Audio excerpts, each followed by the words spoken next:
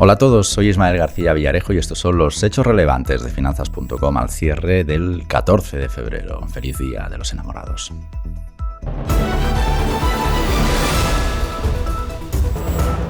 Inversores, muy bienvenidos. Esther, Alberto y yo os estábamos esperando. Bienvenidos al centro de noticias de Finanzas.com, sobre todo Alberto. Esther trabaja aquí conmigo. Gracias por bajar hoy al estudio y hacer podcasting con nosotros esta tarde. A ti por invitarme. Queremos contar con Esther y con Alberto porque vamos a pegarle un repaso, si os parece bien, a los bancos después de haber conocido sus resultados y qué impacto puede tener esto en el día a día de los ahorradores y de los inversores, pero también a nivel de cliente bancario. Me gustaría saber, Alberto, qué opinas sobre cómo va a evolucionar el negocio de los bancos en los próximos meses, porque una de las cosas que vimos claramente en sus resultados es que van de pasivo hasta las trancas, o sea, llevan un chute ahí que explica tranquilamente y muy bien por qué no quieren entrar en las guerras del pasivo. Guerras del pasivo que, por otro lado, Esther, están ganando en intensidad, están arreciando, ¿no? Porque hemos visto hoy que el mejor depósito en España ya va al 2,75%, que lo ha presentado esta mañana EBN. Pero es que además hemos tenido subasta en el Tesoro Público, también con rendimientos récord. La letra 9 meses al 3%, y la de 6 meses al 2,5%, Esther, ¿qué hacemos? Porque es que esto ya está cada vez más reñido, ¿eh? Pues hay que elegir y comparar y quedar con el activo que más remuneración te dé. De todas formas, ahora la gente se está decantando mucho por las letras, con esa rentabilidad y con la seguridad que aportan. Claro, duermes tranquilo, te desentiendes hasta dentro de 6 meses al 2,5%, es decir, pues oye, o puedes hasta permitirte el lujo de dejar de leer Finanzas.com durante 6 meses, cosa que no recomendamos. Pero en esos extremos estamos. Alberto, ¿por qué iba a entrar un banco a disputar el ahorro de los españoles con los resultados que hemos visto en muchos casos de récord, pero sobre todo en la línea coincidente es que van sobrados de disponibilidad de capital ahí? ¿Por qué crees que deberían entrar ahí? Sí, te voy a hacer la pregunta. ¿Crees que van a entrar en estos huertos? Es una pregunta sencilla, pero un poco difícil de contestar, ¿no? Pero creo que habéis explicado muy bien una cosa, y es que los bancos que están entrando en esa guerra de pasivos ahora mismo son bancos, los podríamos llamar puramente digitales, neobancos, bancos que quieren captar cuota de mercado y su crecimiento va siendo agresivos, o la política de marketing es siendo agresivos en la remuneración de pasivo. Habéis nombrado EBN, podemos nombrar Pibank, que creo que está al 2,1 también a 12 meses. Creo que Openbank también ofrece algo similar, pero no estamos viendo esa política en lo que podríamos llamar las grandes entidades financieras, ¿no? Un BBVA, un Santander, un Sabadell, un CaixaBank, ¿no? Las que están cotizadas siguen teniendo una remuneración media de los depósitos del 0,20, si tenemos en cuenta cuentas corrientes, depósitos a plazo, y una oferta pues que pueda rondar el 0,65, 0,75% a 12, 13 meses, dependiendo un poco de la entidad. Esto se debe principalmente a que, como tú bien decías, hay mucha liquidez en el mercado. Esa liquidez ahora mismo, de hecho hace 6 meses, si ves los balances de los bancos, incluso estaban en efectivo dentro del Banco Central Europeo. Sí. Y sí es verdad que hemos visto un movimiento hacia negocio de parte de ese efectivo Banco Central Europeo a crecimiento de negocio, hacia inversión crediticia. Y bueno, si tenías el dinero en el Banco Central Europeo, incluso dándote un rendimiento, y ahora lo mueves a negocio, pero sigues teniendo efectivo, no tienes la necesidad de ir a mercado, subir el precio que tú le das al depósito, es decir, la remuneración, y captar más. Tienes el efectivo para ser un jugador de mercado lo suficientemente hábil para captar negocio por el activo, que al final es donde ahora mismo está el bread and butter, ¿no? Que diríamos del negocio bancario, que es seguir creciendo en margen de interés, sí, sin remunerar más a los depósitos. Entonces, no veo que en el corto plazo vaya a ser así. Y luego pues podemos ver ciertos movimientos si se empieza a drenar liquidez. Se puede empezar a drenar liquidez primero por parte del Banco Central Europeo. Si es verdad que a partir de marzo pues drena liquidez, va disminuyendo la compra de renta fija, de bonos soberanos. y luego por la devolución que tienen que hacer estas entidades bancarias de las facilidades de financiación que le dio el Banco Central Europeo durante la época COVID y post-COVID para engrasar la industria española, la industria europea en general, y que empiezan a vencer. Ya han vencido algo y empiezan a vencer. Hay plazos importantes de vencimiento entre marzo y junio que sí que pueden hacer que empecemos a ver ligeramente un incremento mayor de los depósitos. Decías que esperas que los bancos este año aborden desde la parte del activo su negocio. Una de las cosas que vimos el año pasado es que los bancos volvían a ser bancos, en el sentido de que volvían a concentrar su negocio dentro del balance y no fuera del balance. Pero no sé si es el mejor año para apostar por el activo para hacer negocio. Desde luego, con los tipos de interés creciente, por ejemplo, no sé cómo van a producir más crédito. ¿Cuál es ahí tu análisis de la situación, Alberto? Yo pensaba que íbamos a ver incluso una contracción del negocio ya en la última parte del 2022 y no ha sido así. No ha sido así, primero porque la situación macroeconómica no ha sido tan negativa como muchos esperaban. No hemos visto una contracción de la economía, lo que favorece que no disminuya el negocio, por lo menos se mantenga. Es un buen punto y es algo que el Banco Central Europeo también, yo creo que presiona hacia ello, ¿no? El que comentas, con respecto a que tienen que disminuir la producción de nuevo negocio, ¿no? La producción de nuevas hipotecas, la producción de nuevos préstamos, pero eso no significa que tenga que disminuir tanto que vaya a contraer el total de los activos en el balance de la inversión crediticia. ¿Cómo creo que va a ser la evolución? Creo que van a disminuir la producción de nuevas hipotecas con total seguridad. No sé a qué nivel, no tengo claro a qué nivel, si va a ser una contracción o simplemente una disminución, y creo que lo que va a pasar, sobre todo en la hipoteca variable, es que poco a poco los diferenciales van a ir disminuyendo. Hace 2 años el diferencial que se hacía sobre el Euribor podía estar en el 1,5, 1,05, 1,10, y creo que cuando veamos esa disminución, la competencia va a ir enfocada en la disminución del spread, del diferencial que los bancos van a poner sobre las hipotecas. Y ahí es donde va a haber una pequeña competencia y donde la gente que pueda acometer el pago de una hipoteca variable ahora mismo, deberá intentar luchar por que ese diferencial sea cada vez menor, ¿no? Decías que la economía no se ha enfriado tanto como cabía esperar, se ha quedado, al menos los datos que vamos conociendo, la parte positiva de las previsiones, pero eso también nos anima a muchos a pensar que probablemente los bancos centrales extiendan el periodo de incremento de tipos de interés porque no se ha enfriado tanto como estaban buscando, es decir, se van a dar cuenta que han fracasado en esto también. Por tanto, mayor presión sobre los tipos de interés a la que podríamos prever es posible con los datos económicos que estamos teniendo. ¿Puede girarse en contra un episodio excesivo de tipos altos de interés para los bancos? A ver, nosotros desde Accuracy... Aunque parezca una paradoja, pero... No, es totalmente... De hecho, nosotros... Sobre todo a lo que nos dedicamos y lo que sabemos hacer muy bien es en definir escenarios macroeconómicos y ver el impacto que esto va a tener normalmente en entidades financieras, pero también en empresas.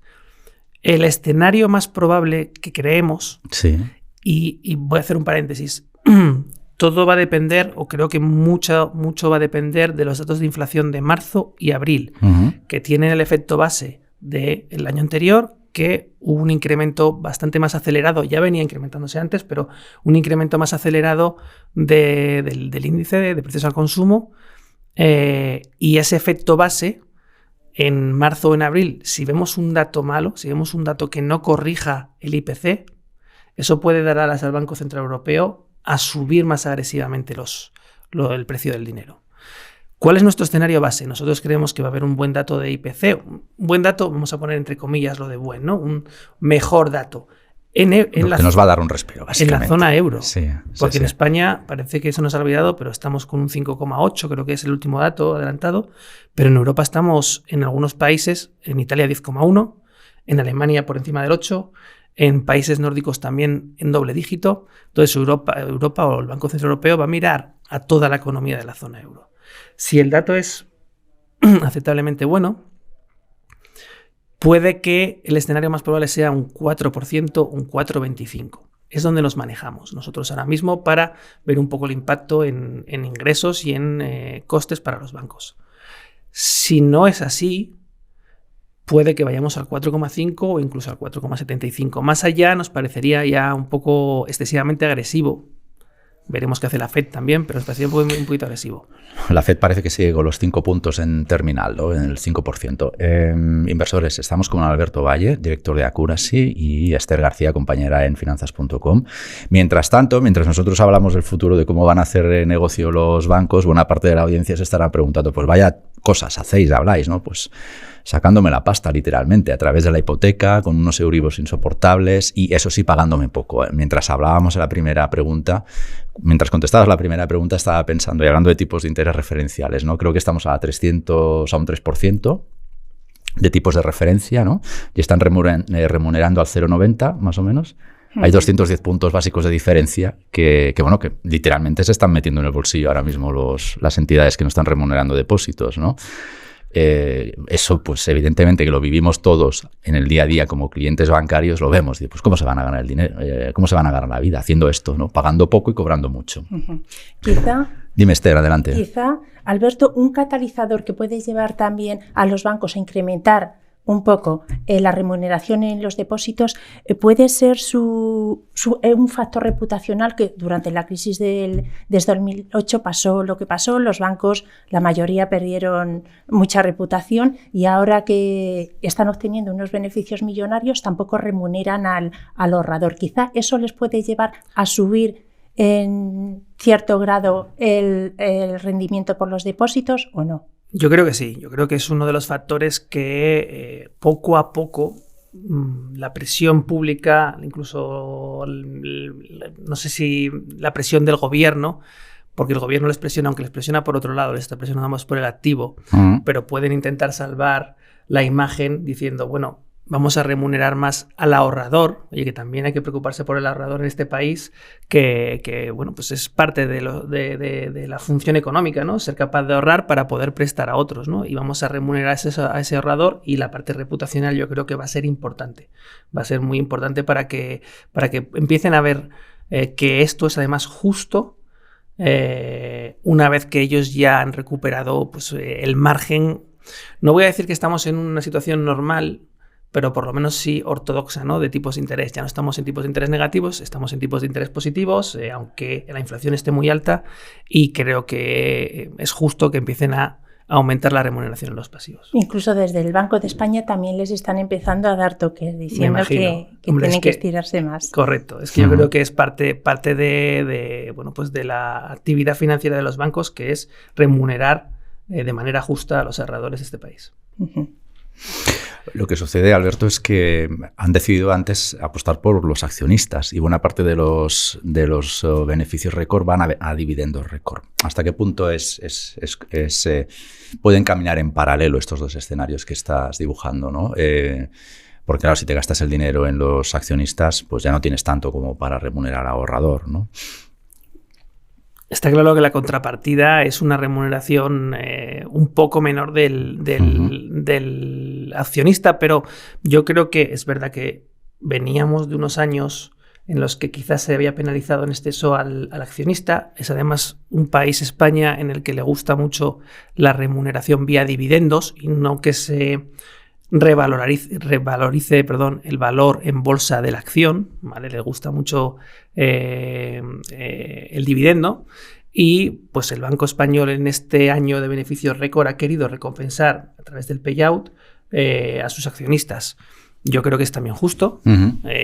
Se venía además de cierto, no sé si llamarlo problema, pero sí polémica con respecto al impuesto a la banca que perjudicaba mucho al accionista porque le está drenando de mucha caja, ¿vale? Y eso es malo para el accionista y también es malo para el ahorrador porque el banco está menos motivado a remunerar al ahorrador si cuando los ingresos que está recibiendo se los están grabando con un tipo impositivo, ¿no? Y bueno, pero yo creo que es compatible. Respondiendo a tu pregunta directamente, yo creo que es compatible remunerar al accionista, al ahorrador de manera justa y a la vez darle parte de los beneficios netos a un accionista que es verdad que lo estaba esperando, no sé si como agua de mayo, pero sí desde hace tiempo. Esther, vamos con Euribors. Euribor, el gran problema de más de 4 millones de hipotecados en España, sin hablar de los futuros hipotecados que quieren comprar un piso y que por el momento muchos están frenando. ¿Qué efectos puede tener ahora la subida del Euribor, que ya está en el 3,5% en las familias, tanto en los actuales hipotecados como en la gente que se quiere comprar un piso? Y dice en los estudios que este verano el Euribor puede llegar hasta el 4%. ¿Tú crees que esto es posible o no? ¿Y cómo crees que terminará el año? Igual empiezo por lo segundo, que creo que puede impactar a la primera pregunta, ¿no? Entonces, ¿creo que el Euribor va a llegar al 4? Nosotros creemos que sí, claramente. Y creo que antes del verano. O sea, mi visión a final de año la tengo más borrosa, es mucho más difícil predecir a diciembre, pero teniendo en cuenta que la subida del precio del dinero en marzo va a ser de 50 puntos, ya asegurado. Y si hay otras 2 subidas de 25, que puede ser algo muy probable, el Euribor va a estar para mayo-abril en el 4%. ¿Cómo va a afectar eso a las familias? Pues, a ver, en la familia lo normal es que lo primero que pague es la casa. Entonces, donde van a ahorrar, no sé si ahorrar, pero a limitar su consumo, va a ser pues en otro tipo de actividades, pues de ocio, pues de compra o de irse de vacaciones. Es decir, Alberto, ¿no esperas que haya impagos por tanto morosidad? Es una buena pregunta. No estamos viendo absolutamente nada de aumento de morosidad. Y yo que trabajo bastante en el mercado de NPLs, de carteras de mora, llevamos diciendo en ese mercado que iba a haber un aumento de la morosidad desde el COVID. Y no la hemos visto, nos hemos equivocado todos. ¿Creo que va a haber aumento de morosidad? Puede haber algo de aumento de morosidad, pero no va a ser significativo y mucho menos va a llegar a los niveles de 2008 y mucho menos va a poner en peligro la resiliencia de la banca española. Creo que va a haber una disminución del consumo y creo que sí puede haber un repunte de la morosidad en, tarjeta revolving, aquel producto de consumo que suele utilizarse por quizás rentas medias bajas. Y 2, pyme. La pyme sí que puede tener un repunte en la mora porque va a haber un aumento de concursos de acreedores, va a haber un aumento después del cambio de la ley, va a haber, hay empresas que lo están pasando mal con la inflación, no están pudiendo pasar a precio los costes que les está llegando de la cadena de valor y ahí sí que vemos un mayor estrés. Hipotecas, de momento, creemos que puede que haya un repunte, pero no va a ser significativo. Esther, enseguida te dejo continuar, pero estaba reflexionando mientras te escuchaba, Alberto, si el mercado hipotecario es sano en España. ¿Por qué? Porque hemos visto ya que nos hemos pillado varias veces los dedos. Acordaos cada vez que sube el Euribor, esto es un drama. Acordaos en el 2008, Euribors al 5%, hipotecas al 6%. Estamos previendo Euribors al 4%, por tanto, hipotecas al 5 y algo. Sí, a partir de noviembre. Las últimas que se firmaron, seguro. Y que eso acaba en mensualidades insoportables para el grueso de las familias. No se conceden ya 2 episodios similares en un espacio menor a una generación, 15 años prácticamente de diferencia.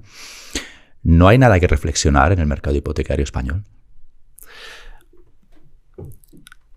Sí, seguramente en cuanto a cultura financiera hay mucho que reflexionar, pero de los dos lados, digo, desde el hipotético. No estoy cargando sobre nadie. Pero quiero, o sea, cuando a mí me preguntan, y yo no soy un asesor financiero que vaya asesorando hipotecas, pero si me pregunta un amigo, ¿puedo contratar una hipoteca? ¿La puedo hacer variable? ¿La puedo hacer fija?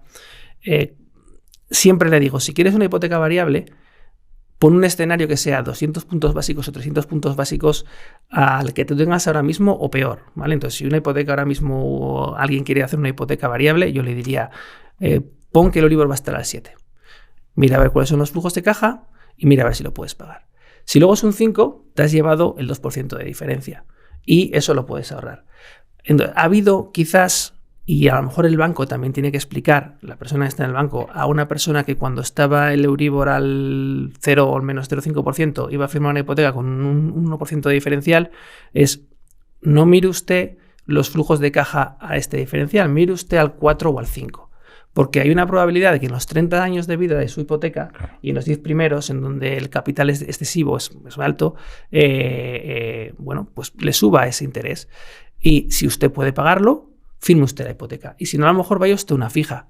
Y vaya usted una fija que en vez de un 0,5 el primer año o los 2 primeros años, los 3, paga usted un 1,25, pero se asegura que es un 1,25. Y estoy hablando de hace 2 años, ¿no? Cuando había hipotecas en 1,25 que ya las quisiéramos coger nosotros ahora, ¿no? pero entonces yo ahora mismo cuando alguien me pregunta ¿qué firmo? ¿Una hipoteca al 5% fijo? Que no sé si puede estar por ahí ahora mismo la oferta del tipo fijo, un poco menos a lo mejor.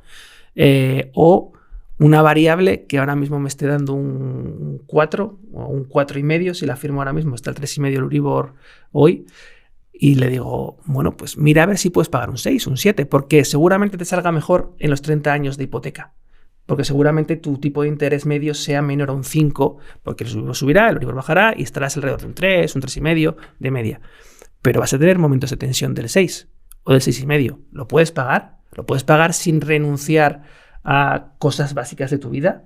Pues si dices, no, ese año no me voy de vacaciones, bueno, pues no te das vacaciones un año, pero oye, hay que pagar pues, los libros de los niños, tu día a día, tu básico. Si lo puedes hacer, vete a la variable. Si no, asegúrate la fija, aunque a la larga puedas pagar más. Y ojo que luego puedes negociar con el banco, cambiarte a otra fija, que también puedes intentar hacer ese tipo de cosas, aunque haya penalizaciones, aunque haya tal, ¿no? Entonces, bueno, es un poco lo que suelo sugerir, ¿eh? Para evitar problemas ahora cada vez se están demandando más hipotecas mixtas que tienen lo positivo de las variables y de los de las fijas. ¿Tú qué opinas sobre ese tipo de hipotecas? Es que para mí son variables, ¿vale? Para mí son hipotecas variables que te aseguran 2 años o 3 años, creo que es el plazo ahora están diciendo son 3 años de un tipo fijo para ahorrarte sorpresas. Pero diría lo mismo, o le diría a la gente lo mismo que la variable. Entonces creo que es una variable encubierta, o que te da una tranquilidad durante los 3 primeros años, mejor que encubierta, ¿vale? Una tranquilidad los 3 primeros años, pero que tú como cliente tienes que saber que es una hipoteca variable y tomártelo como tal. También estamos viendo ahora que muchos hipotecados lo que están haciendo es acelerar las amortizaciones de sus hipotecas para no pagar más tipos de interés, por un lado. Y por otro, hay futuros personas que querían comprar una vivienda que están retrasando esta compra porque no encuentran una financiación. ¿Esto puede repercutir de alguna forma en los bancos que vean un descenso en su crédito hipotecario y lo que intenten es emprender una guerra de hipotecas para atraer a clientes hipotecarios que además, como están más vinculados, son unos clientes estupendos para las entidades bancarias? ¿Cabe la posibilidad? Bueno, hemos visto algo de eso a final del 2022. Ha habido una campaña de captación de clientes con hipotecas muy competitivas en tipo fijo cuando ya estaban subiendo al 3 o al 2, se sabía que iba a subir al 3 o al 2 el tipo del dinero y el Euribor estaba por encima del 2, había una hipoteca a 1,90 que tenía un único objetivo que era la captación de buenos clientes. No se la daban a cualquiera, pero le daban un precio muy bueno. Creo que sí, que por ese lado podemos ver mucha más competencia de la que vamos a ver por el pasivo en el corto plazo. Y puede ser el enganche, correcto. ¿Y es una opción correcta para las familias que estén apretadas por el Euribor? Es una buena pregunta. Es una opción, bueno, lo primero, amortizar, si tienes caja disponible, amortizar ahora mismo, si tú no tienes liquidez para pagar mes a mes, es una buena opción, porque lo primero que te salva es tu tesorería, tu liquidez.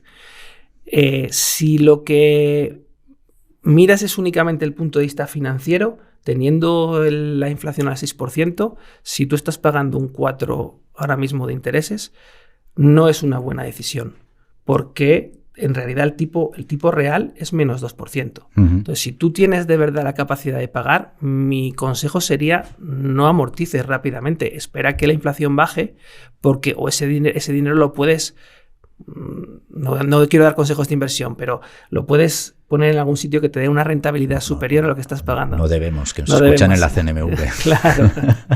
Pero lo que quiero decir es que desde un punto de vista de ortodoxia financiera, el tipo de interés real de las hipotecas ahora mismo es negativo. Si tú puedes pagarla, sigue pagándola, porque en realidad te están regalando un 2%. Curiosamente, vemos que la inflación es un aliado de los hipotecados. Es un aliado de los deudores en general. De los deudores en general, efectivamente. Desde luego no es lo mismo tener un préstamo, ¿no? O una hipoteca a 30 años. Imagínate qué es lo que es. Acabaría con la economía destrozada, ¿no? Pero imagínate una hipoteca a un 10% de inflación cada año. Vamos, es que no. La pagas sin enterarte, ¿no, Esther? Ahora, eso sí, no queda nadie más. Sí. Pero bueno, tenemos nada, para alguna pregunta más, no sé, Esther, si te queda algo en el tintero. A mí no, la verdad que me has contestado todo perfectamente. Vale. Pues Alberto, muchísimas gracias. No, a ustedes por la invitación. Bueno, ustedes y a vosotros. Sí, a vosotros por la invitación. Sí, Alberto Valles, director de Accuracy, gracias por hacer podcasting con nosotros esta tarde. Gracias a vosotros. Y Esther, a ver si te bajas, te animas más y bajas más por el estudio. Bueno, cuando tú me digas, yo bajo, yo estoy aquí. Ya sabes que yo no mando. Gracias, Esther. A ti. Y a vosotros, amigos inversores. Este ha sido un podcast de finanzas.com con la producción de José Jiménez y la realización de Covadonga La Cruz Camblor. El próximo episodio lo firma Alejandro Ramírez y se estrena mañana a las 7 de la mañana. Nos reencontramos al cierre de los mercados. Gracias, como siempre, por el privilegio de vuestro tiempo. Hasta la próxima.